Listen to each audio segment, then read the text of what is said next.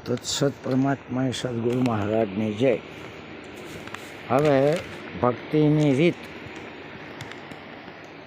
તો ભક્તિ તો એ કહેવાય કે ભક્તિ કરો પાતાળમાં પ્રગટ થાય આકાશ, દાબી દુબી ના રહે જેમ કસ્તુરીની વાસ। એટલે લોકો તો કહે છે, લોકોમાં એક કહેવત છે કે જેવી શક્તિ એવી ભક્તિ, પણ એમ નથી। આ તો જેવી ભક્તિ એવી શક્તિ પ્રગટ થાય છે। જેમ ટુકડો એનો હરી ઢુકડો, એ કહેવત વિચાર કરો એમ ના હોય, પણ જેનો હરી ઢુકડો એનો જ ટુકડો હોય છે। ઘણીવાર લોકો કહે છે કે ભક્તિ જોઈએ કેવી હોય, તો ભક્તિ એ ઘણા કહે છે કે ભક્તિમાં તો છેતરાઈ જવાય। હા, તો ભાઈ એવું પણ નથી। અરે ભક્તિ એ જોવાનો વિષય નથી। કોણ કેવી ભક્તિ કરે છે એ આપણે જોતા હોઈએ તો એમાં આપણી મૂર્ખામી છે। ભક્તોની પરીક્ષા ખુદ ભગવાન પણ કરી શકતા નથી। એવી અજોડ ભક્તિ છે, જે ભક્તિ જોવાનું નહીં પણ જે કરે એને ખબર પડે છે। ભક્તિ એ તો કરવાનો વિષય છે। જેણે જેણે ભક્તનો અગર તો ભક્તિનો પારખો લીધો છે, એ લોકોને એકને ફાયદા થયા નથી। છેવટે એમની પેઢીઓનો જ નખોદ નીકળી ગયો છે। આ વિશે ભક્તોના વિરોધી આવે, હા, ભક્તના જે વિરોધીઓના દાખલા ઘણા બધા છે, અને ભક્તોનો કામ પણ નીકળ્યો છે એવા ઘણા દાખલા છે। માટે દાખલા તરીકે ધ્રુવ, પીપો, અરે જે કોઈ ભક્તો થયા, એ ભક્તોને એમનામાં પરમાત્માએ એવી ભક્તિની શક્તિ આપી છે, એટલે કોઈ પણ વિઘ્ન એમને નડતરરૂપ થયો નથી। પણ જેણે જેણે ભક્તની પરીક્ષાઓ કરી છે, એમનો નિકંદન નીકળી ગયો છે। તમે જુઓ, આપણો ભાગવત પણ બોલે છે કે દુર્વાસાની મશ્કરી કરવા જતો યાદવનો વંશ નીકળી ગયો, જાદવનો। મહાપુરુષો કહે છે કે બને તો ભક્તિ કરો, નહીતર કોઈના ઉપર રીસે ના બળશો। બીજા સાચા પુરુષ ઉપર રીસે બળવાથી, એનો વિરોધ કરવાથી ઉપરથી ઉલટાનું આપણને નુકસાન છે। જેમ ગરમ પાણી કોઈના ઘર ઉપર રેડી દઈએ તો એ ઘર બળી જવાનું નથી। એટલા માટે કહ્યું છે કે આ ભક્ત એટલે ભક્તિ અને ભક્તના વિરોધીઓ, તો એટલા માટે કીધું કે સોય, દોરો અને સુપાત્ર જુદોને પણ ભેગો કરે, પણ કોઢો કાતરને કપાતર ભેગોને જુદો કરે। આમાં આપણે કેવા છીએ એ આપણે જ જોવાનું છે। ભક્તિની રીત તમે જુઓ, જગતમાં જેટલો મંદિરો કે જેટલો સ્થાનકો છે, એ ગુરુના ભક્તોના મંદિરો છે। બાકી આપણે એવું નહીં કહેવા માગતા, પણ જોવા જઈશું તો માતાઓનો પણ કદાચ દેવી દેવતાઓનો મંદિરો હશે, પણ ભુવાનું એક મંદિર તો બતાવો। એટલે કે માટે જે બીજાનું સુખ જોઈને હસે અને બીજાનું દુઃખ જોઈને રડે, એનું નામ ભક્તિ છે। પરંતુ બીજાનું દુઃખ જોઈને હસે અને બીજાનું સુખ જોઈને રડે, એ જ રાક્ષસ છે।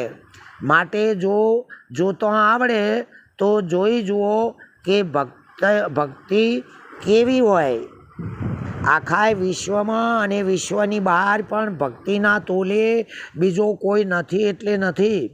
આ તો આપણી આંખોનો ઠેકાણો નથી, અને બીજાના દોષ જોવા જઈએ છીએ, એવા દોષ જોવાનો કોઈને હક નથી।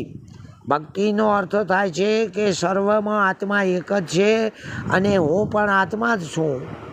આવું આત્માથી જ વર્તન કરવું, આનું નામ જ ભક્તિ છે.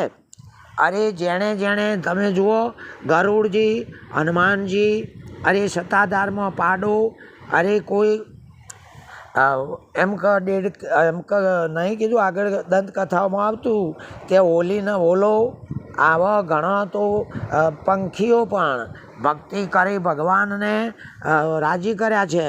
તો એ ગરુડ વિષ્ણુનું વાહન બન્યું. હા, સત્તાધાર એના પાડાએ ગીગા અથવા સત્તાધારનું નામ જાહેર કર્યું.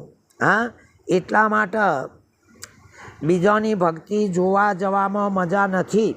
દાખલા તરીકે 2 જણા લડ્યા, એમાં એક જણો આગળ વધી ગયો, એક જણો ના પહોંચ્યો, એટલે બીજાને કહ્યું કે તારાથી આવું ના થાય, જ્યાં ત્યાં બોલાય નહીં. એટલે પેલા ભાઈએ કહ્યું કે ભાઈ તું તો ભગત છે, એટલે જે ભગત હતો એ બોલ્યો કે ભગત તો ખરો, પણ હું મારા ગુરુનો કે મારા ભગવાનનો ભગત છું, તારો થોડો કોઈ ભગત છું. હા, આમ શ્રી કૃષ્ણ પણ કહે છે હું રાક્ષસોનો સંહાર અને સજ્જનોનું રક્ષણ કરવા માટે તો પૃથ્વી ઉપર અવતાર ધારણ કરું છું. યદા યદા ધર્મસ્ય ગ્લાનિર્ભવતિ યુગે યુગે. એમ એક મહાપુરુષે કહ્યું છે કે મારા ભક્તને જો કોઈ પીડે, ચઢાવું ચક્ર સુદર્શન ત્યારે, બનું હું કાળ તણો મહાકાળ, જુદા જાણો નહીં લગાર. જગત તો પક્ષવાદી છે. જો માણસ સુખી થાય તો કહે છે કે ભાઈ એની ભક્તિ ખરી છે, અને જો દુઃખી થાય તો એ જ જગત ફરી જાય કે અમે એ ક્યાં સારા હતા, એ ક્યાં ભગત હતા, ભગવાન કોઈ જવા દેતો હશે. આવા બુદ્ધિહીણા જે પોતાને નુકસાન ઊભો કરતા હોય છે. એટલા માટે કહ્યું છે કે ભક્તિ કોને વરે, તો કહ્યું કે ભક્તિ સુતા પરિબ્રહ્મની, ઉતરી આ સંસાર, ઉત્તમ વર ઢૂંઢત ફિરે, માયા દાસી લાર, વળી ગોડો ઘેલો ભગતડો, હરિગુરુના ગુણ ગાય, ગમે એટલું પણ સાસ્યું હોનું, એ પિત્તળના ભાવે તો નહીં જાય એટલે નહીં જાય. હા, લક્ષ્મીજી પાછો હરીને કહે છે, લક્ષ્મીજી પરણાઈને આવ્યા પછી કીધું કે તમે ભાઈ કેટલા, ભગવાનને કહે. પેલા કે અમે 3 ભાઈ છીએ, એમાં મોટો ભગત છે એ તારે જેઠ થાય, મર્યાદા રાખજે, કોમ પ્રસંગ બગાડવાનો નહીં. ત્રીજો છે એ લક્ષ્મી તારો દિયોર થાય, એટલે કે જે પૈસાના દિયોર, અને હું વચોટ છું, એટલે અમે આ રીતે 3 ભાઈ છીએ. અરે ભક્તિ વિશે તો સીતાજી પણ લક્ષ્મણને પૂછે છે કે લક્ષ્મણના બંધવા કહો વડા ધર્મની વાત. તો લક્ષ્મણ રામ ખુદ કહે છે કે તું છોટું પાત્ર છે, એમાં અસકલા વેળા અને અધૂરઈ અગર તો શિલ્વ બંધ જે નથી એનાથી ભક્તિ કરાય નહીં. અરે પાર પડીએ કે નહીં. મારે કોઈની પણ પરીક્ષા કરવી એટલે શું ઝેરનો પારખો જીભ ઉપર મૂકીએ તો જ ખબર પડે. એટલા માટે બીજો શું કરે છે અને શું નથી કરતો એનો હિસાબ રાખવા આપણને કોઈએ આદેશ નથી આપ્યો. માટે બીજાનું ભલું જોઈ રાજી ના રહી શકાય તો વાંધો નહીં, પણ રીસે તો બળવામાં કોઈ મજા નથી. જે રીસે બળે છે એની બુદ્ધિ બેડ મારી જાય છે. અર્થ વગરના હીણા વિચારો આપણી ઊંઘ હરામ કરે છે, અને છેલ્લે પાગલતા, એટલે કે પણ પાગલતા અગર એટેક પણ આવે છે. માટે રીસે બળવામાં મજા નથી. જેમ નદીનું પાણી કોઈનું આગવું નથી, છતાં પણ તરસ્યા જ રહેતા હોય તો પોતાની જ ખામી છે, એમની આળસ છે. એમ માનવ જીવનમાં પણ જો આનંદ કે ભક્તિ ના થઈ શકે તો તેઓએ એમાં આપણી જ ખામી છે. જેમ શેરડીના હોઠામાં રસ છે પણ મસળવાથી કોઈ નીકળતો નથી, ઉપરથી હાથે ભાઠો ચાઠો પડી જાય છે. માટે એને કોલામાં પેસવું જ પડે છે. હા, એટલા માટે કહ્યું કે ભક્તિ છે એ તો સદગુરુની અગર તો ભગવાનની કરવી જ પડે છે. અને એ તો કરે એને જ ખબર પડે છે કે ભક્તિ જેવી બીજી કોઈ જગ્યાએ મજા નથી. શું સૂર્યના ઉપર ધૂળ નાખવાથી એ ઝોંખો પડી જશે કે નાખનારની આંખોમાં જ એ ધૂળ પાછી આવીને એની આંખો મસળાવી દેશે? આમ આપણી જ આંખોમાં પડે છે. રિષેબળે એની આ જ દશા છે. શું કોઈ હા, બીજું આગળ જોઈએ કે શું લીંબુ, અડદ કે કાળા દોરા અગર ઘઉં કોઈના ઘર ઉપર નાખી દેવાથી એ મરી જાય ખરો? ના, એ તો ઉલટા આપણે જ મૂર્ખામી ઠરીશું. માટે આ બધી અંધશ્રદ્ધાઓ છે, એમાં મજા નથી. માટે જેવા તેવા પણ પોતાના બાપના જ ખોળામાં બેહવામાં મજા છે. ટૂંકમાં ગુરુ સેવકની જેમ ગુરુને સેવક એક વખત સેવકે કીધું એના ગુરુને કે પ્રભુ આ ગાદી મને આપો. ગુરુએ કહ્યું કે આના માટે લડત કરવી પડે. હા, ગુરુની યુક્તિને કોણ જાણે? એટલે પેલા ભાઈએ કીધું કે 12 અઠવાડિયાની મુદત. હા, ગુરુ કે કેમ? ગુરુ કહે છે જુઓ મારે 12 હાથની તલવાર હ, એટલે 12 હાથનું મેણ જુઓ કે નહીં, હું બનાવી લઉં તો સુધી તું પછી આવજે.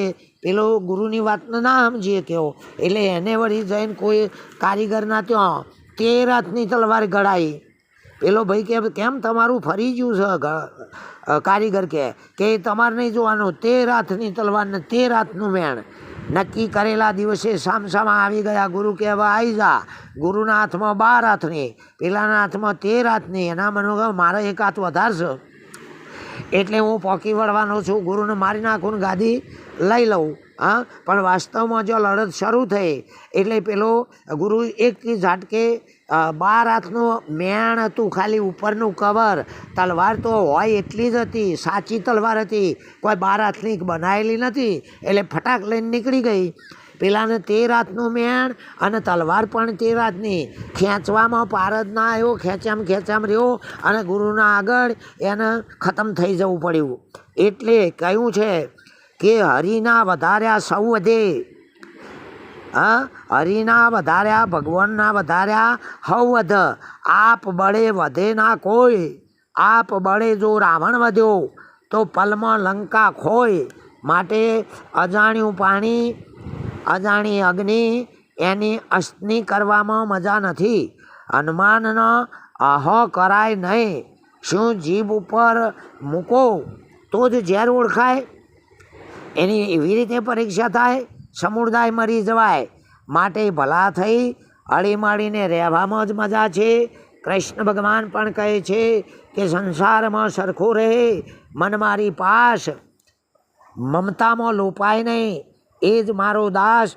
માટે આપણને જન્મ તો કદાચ ના આવડ્યું હોય કર્મના સિદ્ધાંત અનુસાર, પણ હવે તો આપણને મરતો તો આવડવું જોઈએ. કારણ કે મનુષ્ય અવતાર એ મહાદુર્લભ છે અને એ આપણને મળ્યો છે. માટે આપણે હર કોઈના પ્રેમને જીતવામાં મજા છે. બાકી જેવા અંદરના વિચારો એવું જીવન બનશે. કારણ કે હેગની ડબ્બી ખાલી કરો પણ હેગ એની સુવાસ મૂકવાનું નહીં. હા, એમ કદાચ કોઈ પણ બીજને વાટી દો પણ એની બીજનો જે સ્વભાવ હોય ખટાશ કે તીખાશ એ છૂટે નહીં. ત્યાં સુધી આપણાથી ભક્તિ તો શું પણ વ્યવહાર શુદ્ધ સારી રીતે બની શકવાનો નથી. આ કોઈ વ્યક્તિગત નથી, આ કોઈ ઠપકો નથી, પણ જેણે ભક્તિ કરી છે. અરે નરસિંહ મહેતા કહે છે 71 કુળ તળી ગયો છે. અરે થંભમાંથી પહેલાં જ અગ્નિથી બચી ગયો છે. મીરાબાઈ લોહીમાંથી ઝેરમાંથી બચી ગઈ છે. આવા ઇતિહાસોના દાખલા આપણે જોઈએ તો જેને ભક્તિ કરી છે એ ભક્તિએ જ એમને બચાવ્યા છે. અને ભક્તોની વારે ભગવાન આવે છે. કહો ભક્તોની વારે ક્યારે હું નહીં આવ્યો, એમ કહે છે રણછોડ રાયો. હા, ભક્તની વારે ક્યારે હું નહીં આવ્યો. જે ભક્તોનાથી ન બની શકે એ બધા જ કામ એ ભગવાને ખુદ કર્યા છે. કારણ કે મચ્છવેદ ઉપર જે પવન સ્થિર નહોતો રહી શકતો એ જ પવન અર્જુનથી ના બંધાયો એટલે ભગવાન કૃષ્ણએ જ પવનને સ્થિર કર્યો. એટલે કે જે કોઈથી ના બની શકતું હોય એ ભક્તિથી થાય છે. એનો અર્થ એવો નહીં કે કોઈને વશ કરવા માટે કરો. હા, પણ ભક્તિના બેલે ભગવાન પણ કહે છે કે અર્જુન મને અનન્ય ભક્તિ પ્રિય છે, અને જે ભક્ત છે એ તો મારું હૃદય છે. ભક્તનું હૃદય ભલે આ કોમન શરીર દેખાય પણ એટલું બધું વિશાળ છે કે જેની અંદર તમે હનુમાનના હૃદયમાં જોઈ લો, રામ, લક્ષ્મણ ને સીતા, અરે 3 લોકનો રચયતા પરમાત્મા પણ એક ભક્તના હૃદયમાં વસી શકે છે. આટલો વિશાળ હૃદયનો, વિશાળ વિચારોનો, ઉચ્ચ વિચારોનો હોય એ ભક્તિનો ફળ કહેવાય છે. ઓમ તત્સત. પરમાત્મા સદગુરુ મહારાજનો જય.